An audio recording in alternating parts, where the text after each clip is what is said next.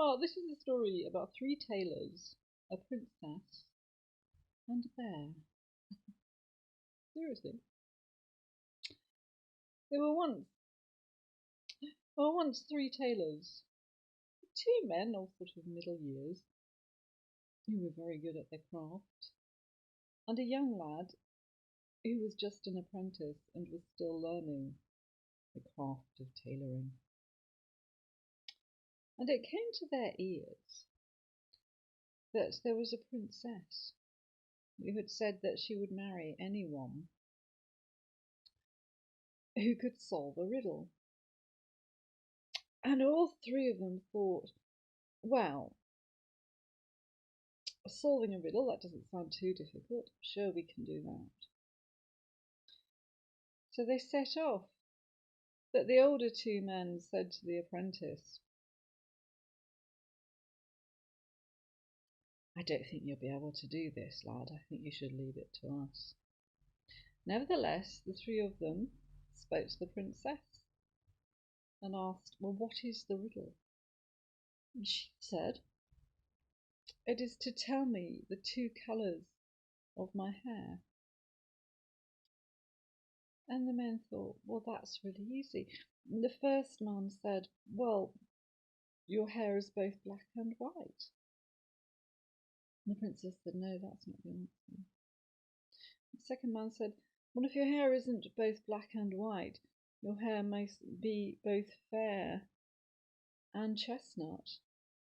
And the princess shook her head and said, no, that's not the answer. And she turned to the young apprentice, who said, Your Highness, I believe that your hair is silver and gold. And she looked at him and said, how was it you came to know the answer? I still won't marry you unless you spend a night in the stables with my bear. And if you survive the night, you will be fit to be my husband. So the young man went down to the stables, and there indeed was a bear. So,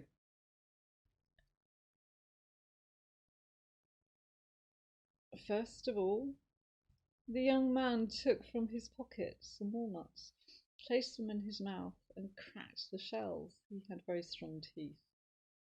And the bear spoke to him and said, well, that's very good. I would like to do that too.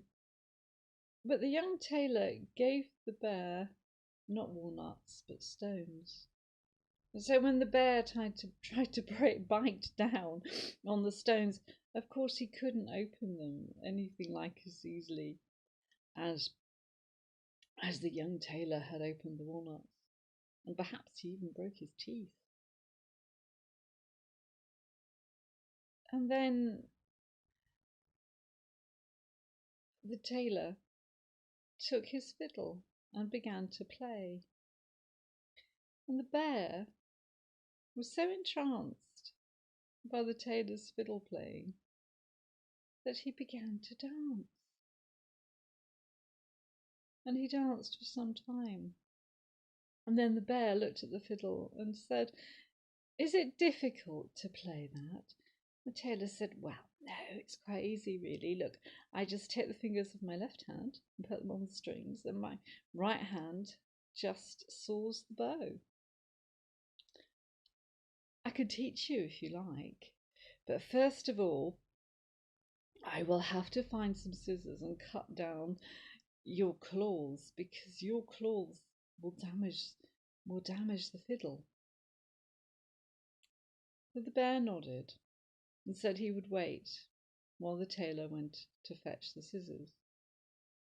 So the bear curled up and went to sleep, and the tailor curled up on some straw and went to sleep, and thus the two of them passed the night, waiting for the scissors.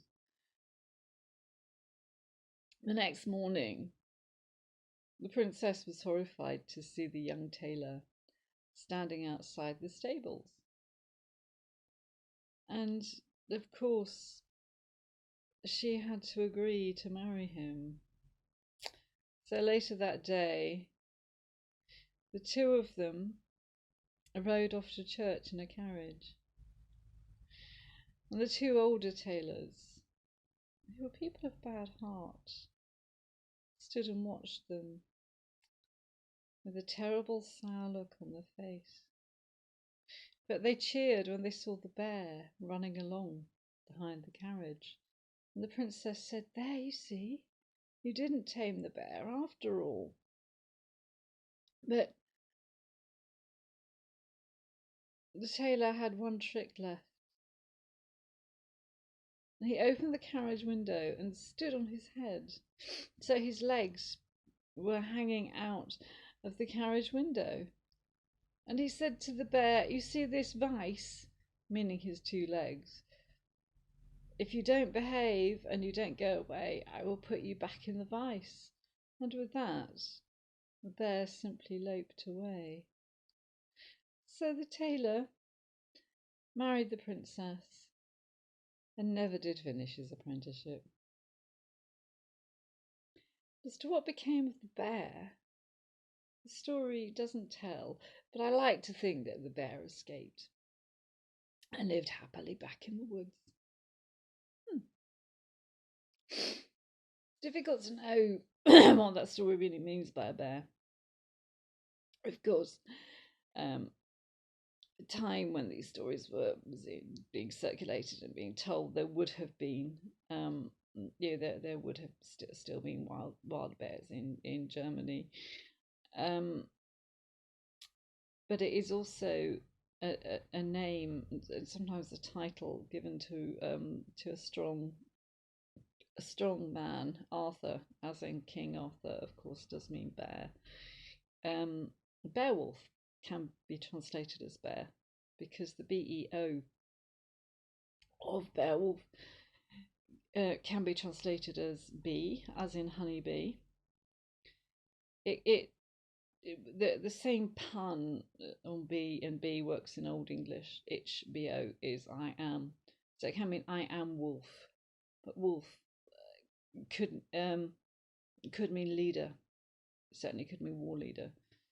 That Beowulf could mean honey hunter, which takes us back to bear again. So it's, bear is probably, I don't know, maybe a wrestler or something.